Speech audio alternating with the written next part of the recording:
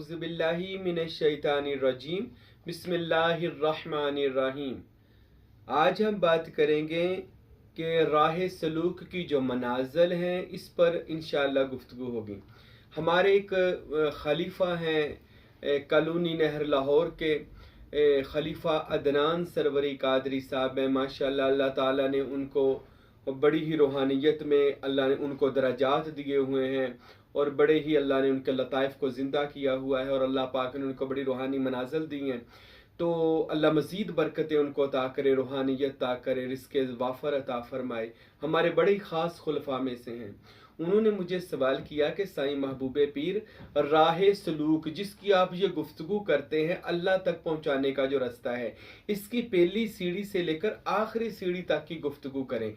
यानी पहली स्टेज क्या है, फिर दूसरी स्टेज, ताकि जो राह सलूक पर मुसाफिर चल रहा है, कोई तालिब चल रहा है, कोई मुरीद चल रहा है, तो उसको पता चले मैंने अपने मुर्शिद कामिल के ज़रिए कैसे इस मनाजिल को तय करना है और पहले कौन सी स्टेज आएगी और उसको कैसे पता चलेगा, फिर दूसरी स्टेज, फिर तीसरा, ऐसे कैसे ये दर्जे मरातब और मुकामात तय होंगे और इसकी क्या कैफियत हैं, क्या नज़ारे हैं, क्या मुकामात हैं। इसलिए भी सवाल का जवाब दे रहा हूँ कि बहुत सारे हमारे जो तालिबीन हैं, मुरीदीन हैं या वैसे हमसे मोहब्बत करते हैं, अल्लाह उनको भी इस रास्ते में कामयाबियाँ कामरानियाँ अता फरमाएगा इंशाअल्लाह ताला। ये साईं महबूबे पीर अपने मुर्शिद कामिल हज़रत सुल्तानुल फ़ुक़रा फ़कीर अब्दुल हमीद सरवरी कादरी रहमतुल्लाह ताला अलैह कुलाची शरीफ नूरी दरबार वाले इस पीर मुर्शद का फैज़ जो है अल्हम्दुलिल्लाह वो लोगों को उस फैज़ का रास्ता बता रहा है कि कैसे आपने सरवरी कादरी तरीके का फैज़ हासिल करना है और कैसे इस मनाजिल को अपने तय करना है। तो आज हम बात करेंगे राह सलूक, यानी वो रास्ता जो अल्लाह तक जाता है, खुदा तक जाता है। ये कोई लंबा रास्ता नहीं है, बंदा ये समझे कि पता नहीं खुदा तक जाने का कोई सड़क बनी हुई है, कोई रास्ता बना हुआ है। अल्लाह तक जाने का एक बड़ा अहम नुक्ता सुन लें, अल्लाह तक जाने का कोई ना दुनियावी रास्ता है ना मादी रास्ता है। अल्लाह तक जाने का सिर्फ एक ख्याली रास्ता है, एक तसव्वुराती और एक रूहानी रास्ता है। चाहे तो पलक झपकने से पहले सारे रास्ते तय हो जाएं, चाहे तो इस मनाजिल को आहिस्ता आहिस्ता तय करना पड़े, फिर आपको उस ज़ात का इरफान हासिल होता है। इसलिए इन सारे मरातब से गुजारना भी पड़ता है कि जो मरातब मैं बयान करने लगा हूँ, ताकि मुरीद को रास्ते के हर मरातब, हर रंग, हर इल्म इलाहिया की खबर हो सके और पता चल सके खुदा ताला इन रस्तों पर अपने सिफाती और उसके बाद ज़ाती जलवे कैसे दिखाते हैं और फिर बंदे को एक जलवा बना देता है। ये राह सलूक की मनाज़िल है। भाइयों दोस्तों, याद रखिएगा, राह सलूक का जो सफ़र है अल्लाह अपने पसंदीदा व चुनीदा लोगों को देता है। हर बंदे के ये बस की बात ही नहीं है। बहुत बंदे कहते हैं हमें आपकी समझ ही नहीं आती।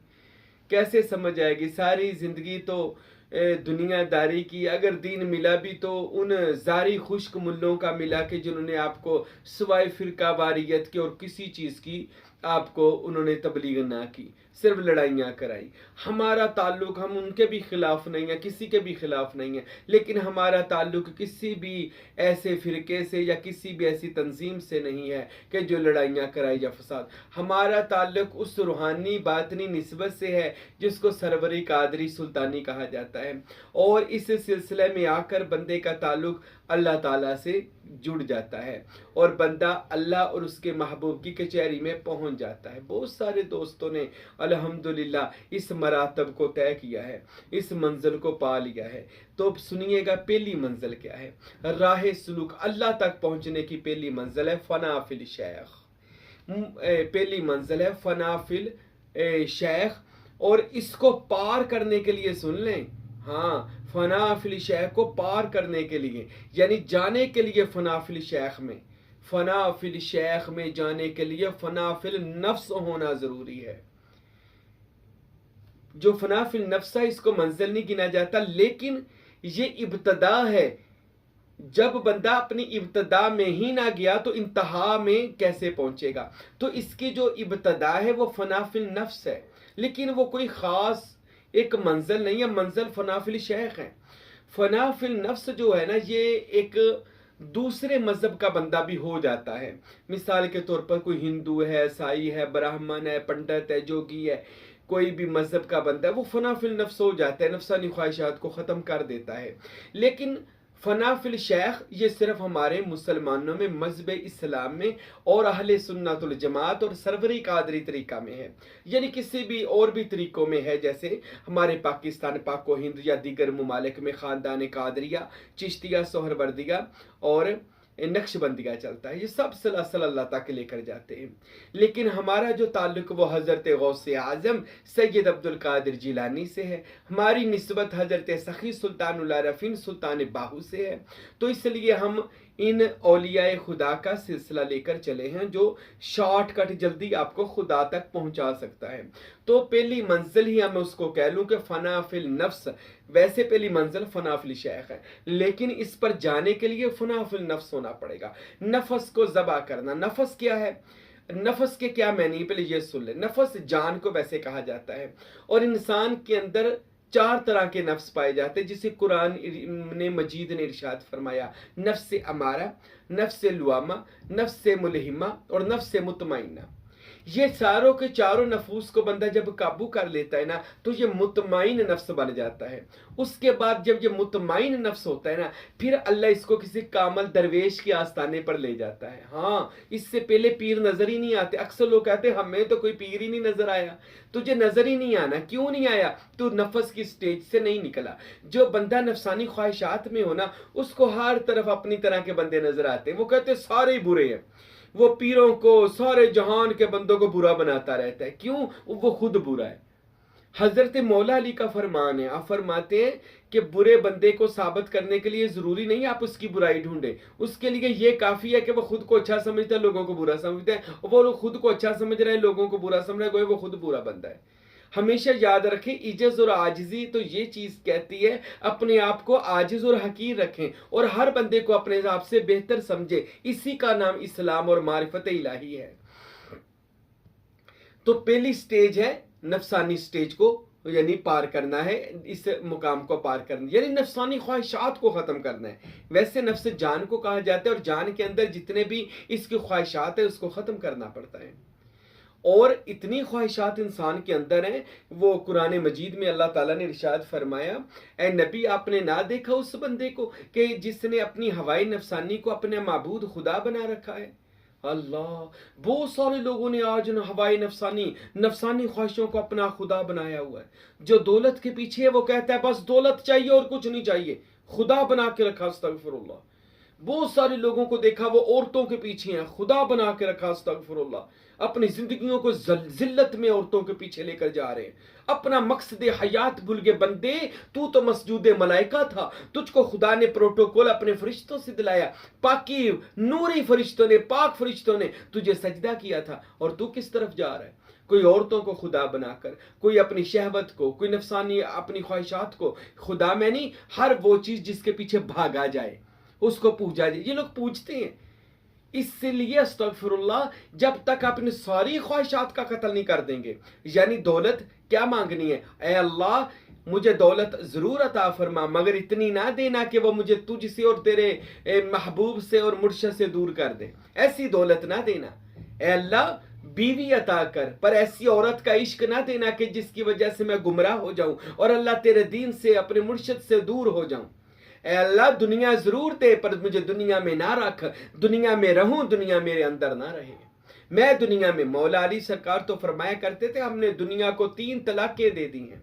वो फकीरों का फकीर था। मौला अली बादशाहों का बादशाह है। मौला अली सुल्तानों का सुल्तान है। फुकरा की शान है। वक़्त के जितने फकीर हैं, फकीर उसको कहते हैं जो अल्लाह के दर के फना फिल्ला बका बिल्ला वाली फकीरी वाले। मौला अली उन सबसे बड़े फकीर हैं, अल्लाह के परवरदिगारे दो जहां के। तो मौला अली ने इस दुनिया को तलाक दी हुई थी। आज हम जितने भी ये दुनियादार लोग हैं, ये दुनिया इकट्ठी करने पे लगे हुए हैं। तो इसको तर्क करना जरूरी है। मांगे जरूर, पर रहमत की मांगनी। अल्लाह औरत, दौलत, शोहरत, पैसा, जमीन, इल्म, अमल जो भी अता करना, अपनी रहमत का अता करना, ताकि तेरी याद से गफलत ना हो जाए, कहीं नमरूद और फिरौन जैसी खसलत पैदा ना हो जाए। इसलिए मना किया गया। रसूल खुदा ने तो फरमाया अद्दुनिया मलऊलुन वमा फीहा इल्ला बिज़िक्रिल्लाह। ए लोगों सुन लो, दुनिया मुर्दार है, दुनिया मुर्दार है, इसके तालब कुत्ते हैं। और एक जगह फरमाया दुनिया सारी की सारी अद्दुनिया मलऊन लानती है, लानत है सारी दुनिया पर सिवाय अल्लाह के जिक्र के। जहां पर अल्लाह की याद ना हो वो चीज लानत के काबिल है। जहां अल्लाह की कह ले मोहब्बत ना हो, जहां इसमें अल्लाह जात का नूर ना हो, समझे वो बंदा दुनियादार है। तो इसलिए हुक्म हो गया, कुरान मजीद में भी हदीसों में भी हुक्म हो गया। क्या हुक्म हुआ? वारद ये हुआ, नाज़िल ये हुआ, फरमाया ये गया कि उक़तिलू अनफुसिकुम फी सबीलिल्लाह, अपने नफ्सों को अल्लाह की राह में ज़बा करो, ख्वाहिशात को ख़त्म करो, अपनी मैं को मार दो, अपनी नफसानी ख्वाहिशात को मार दो, अपनी मैं को, नफस को, अपनी ख्वाहिशात को मारो। मेरे नबी ने इरशाद फरमाया, ए लोगों सुनो, मूतु क़ब्ल अन तमूतु, मरने से पहले अपने आप को मारो ताकि आगे कामयाबी आपके कदम चूम ले। ये मरने से पहले मरना क्या है? नफसानी ख्वाहिशात को ख़त्म करें। अब सबसे बड़ी पता बंदे के अंदर नफसानी ख्वाहिश क्या है? सबसे बड़ी बंदे के अंदर नफसानी ख्वाहिश ये है कि बंदा कहता है कि मैं ही हूँ, मेरे सिवा दुनिया में और कोई भी नहीं है, मैं जो हूँ वो कोई भी नहीं है। वो अपने आप को बहुत बड़ा आलम, फाजल, पीर, मुफ्ती, काजी, दीन, दुनियादार, चौधरी बनने का समझते हैं और अपने आप को मैं की बोली। अल्लाह फरमाते इसको ख़त्म कर, इस मैं को मार। शैतान ने सबसे पहले कहा था अना खैर, मैं इससे बेहतर हूं। शैतान ने शिरक नहीं किया था। हाँ, या ये शिरक के रोले डालने वालों सुन लो, शैतान ने ये नहीं कहा था कि मैं शिरक कर रहा हूं। शैतान ने कोई गुनाह नहीं किया था, शैतान ने एक काम किया था। क्या कहता? अना खैर, मैं इससे बेहतर हूं। अपने आप को फन्ने खां बनाया, मैं इल्म इससे बेहतर जानता हूं, मैं इससे बेहतर मुकाम रखता हूं। अल्लाह ने फरमाया फाखरुज, मेरे दरबार से निकल जा, लानतुल्लाह, तुझ पर खुदा की लानत हो। तो खुदा ने उसको मरदूद करके दरबार से निकाल दिया। क्यों? मैं नहीं मरी। आलम बन गया, मैं नहीं मरी। आबद बन गया था पर मैं नहीं मरी। उसकी साजिद भी था आसमानों पर शैतान की मैं नहीं मरी। इज़ाज़ील, अजीज की जमा, बड़ा ही दिल अजीज था, लेकिन मैं नहीं मरी।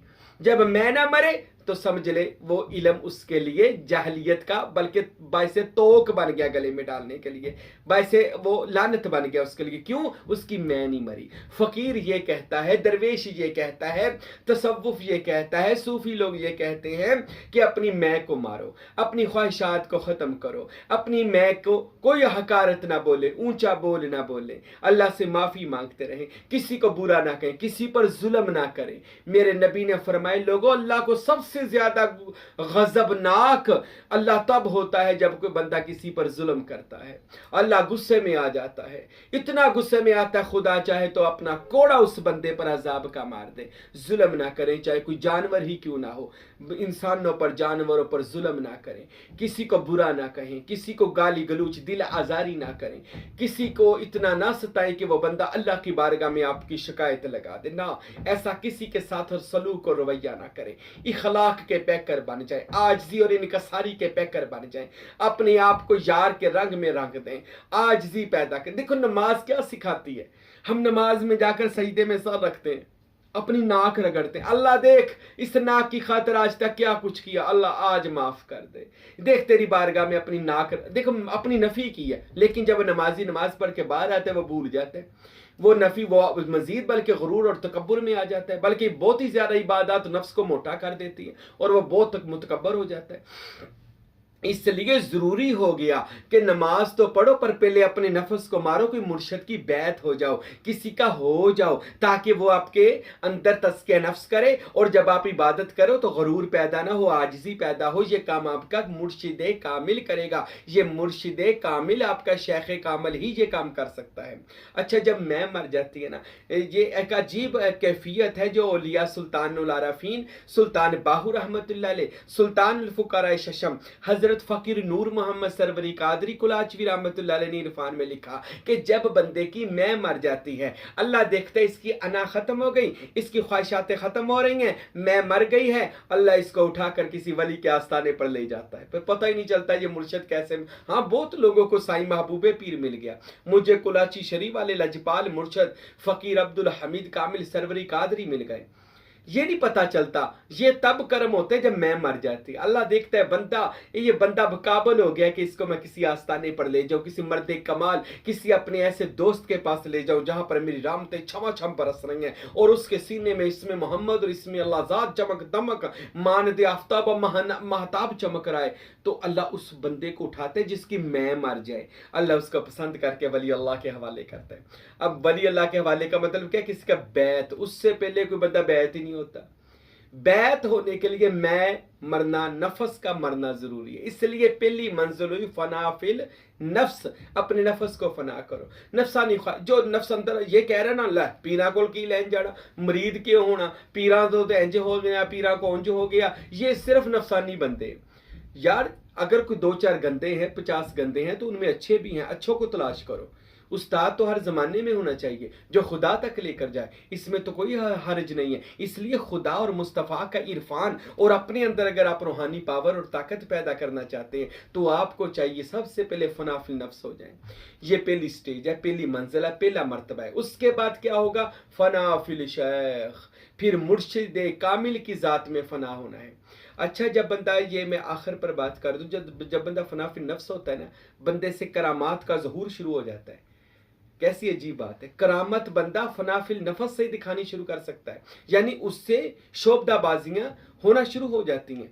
वो करामत दिखा सकता है क्योंकि उसने अपने नफ्स को मार दिया, अपना हमजाद ही काबू कर लिया। जिसका हमजाद ताबे हो जाए, यानी नफ्स ताबे हो जाए, तो वो बंदा फिर बाकरामत बन जाता है। अक्सर लोग कहते हैं जी पीर ओनू मन्ना जेड़ा करामत दिखाएगा। वो करामत एक जोगी, एक पंडित और एक साई भी दिखा सकता है, उनका पादरी भी दिखा सकता है। करामत बड़ी चीज नहीं होती, इस्तकामत बड़ी चीज है।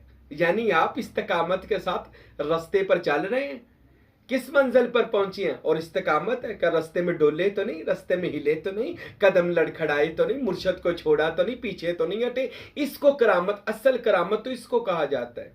अक्सर लोग मेरे पास आते हैं, साईं कोई करामत दिखाएं, कोई दुनियादारी का काम करें। मैंने कहा साईं के पास तो सिर्फ मोहब्बत मुर्शद है, या इसमें मोहम्मद का नूर है, या इसमें अल्लाह ज़ात है, वो दे देता हूँ और अल्लाह की बारगाह में उसकी और रसूल अल्लाह की कचहरी में अर्जी लगा देता हूँ, सोनिया मेरे पास नहीं तेरे पास है, इसको कबूल कर ले। तो सोना कबूल कर, और मेरे पास कुछ भी नहीं है। अगर आप कहें जी हम मुर्शद के पास गए तो हमें क्या दे देगा, मुर्शद ने वही देना है जो उसको मिला है। उसको दुनिया से ज्यादा दीन मिला है और रूहानियत मिली है, वो ही देना है ताकि आपकी पहचान हो जाए, आपकी जान छूट जाए और क़यामत वाले दिन आप निजात दहिंदा लोगों में उठ जाए। ये बड़ी बात है, क़यामत वाले दिन जन्नती बंदों में उठ जाए, इससे बड़ी बात क्या हो सकती है। तो मेरे भाइयों, मेरे दोस्तों, आज से अपने नफ्स को फना करें, फना फिल नफ्स हो जाए, मुर्शद के ताबे हो जाए, अपनी जान को बीच से निकाल दें अपने आप को और यार की मोहब्बत में लग जाएं और किसी कामल वाली अल्लाह के बैत हो जाएं। अल्लाह ताला से दुआ है खुदावंद अकबर हम सबको नफसानी ख्वाहिशात से महफूज फरमाए और फना फिल नफस की मंजिल से पार होकर हमें फना फिल शेख में जाने की तौफीक अता फरमाए। इंशाअल्लाह इन 7 मनाजिल का जिक्र होगा जी, फना फिल शेख, फिर फना फिल रसूल, फिर फना फिल्लाह बका बिल्लाह और फना फिल ज़ात यानी जाहू। इंशाअल्लाह अल्लाह मेरी और आपकी ज़िंदगी रखे और अपने अपने मुर्शिद की मोहब्बत अता फरमाए। वमा अलैना इल्लल बलागुल मुबीन।